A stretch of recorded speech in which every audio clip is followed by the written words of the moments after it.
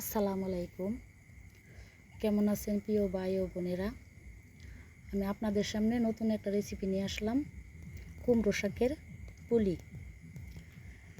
আমি কুমড়ো শাকগুলো প্রথমে তো লবণ দিয়ে মেখে নিয়েছি, যাতে কুমড়ো শাকটা তো খসখসে হয়, যাতে নরম হয়ে আসে।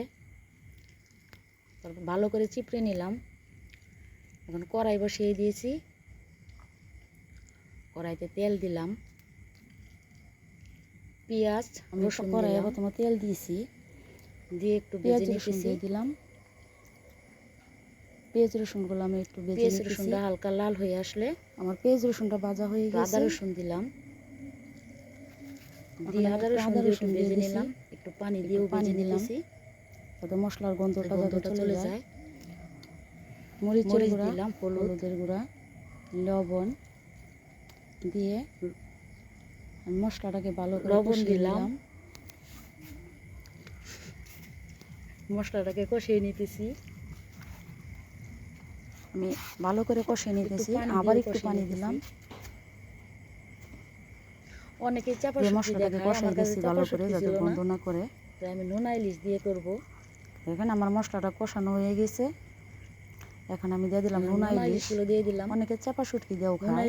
ইলিশগুলো আমি ভালো করে কষিয়ে নিয়েছি। আমার কাছে চাপা শুটকি ছিল না, তাই নোনা ইলিশ দিয়েছি। এদিকে প্রায় আমার নোনা ইলিশটা হয়ে আসছে। নোনা ইলিশটাকে আমি কষিয়ে নিতেছি ভালো করে। নোনা ইলিশটা ভালো করে কষিয়ে নিতেছি। পানিটা ভালো করে শুকিয়ে নিলে, ভাজা ভাজা করে নিলে ভালো হয়।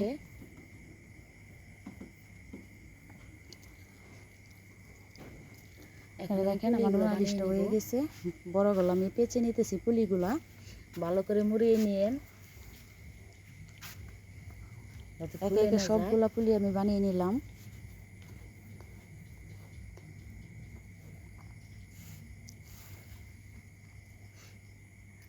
আপনারা দেখেন আমি কেমনে মুড়াইতেছি।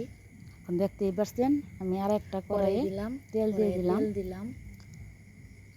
সবগুলা পুলি একে একে আমি তেলের ভিতরে ভেজে নিব।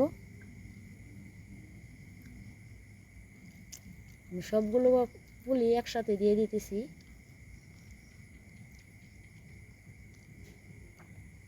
ভালো করে উল্টে পাল্টে ভালো করে এই পিঠ ওই পিঠ ভেজে নেবেন।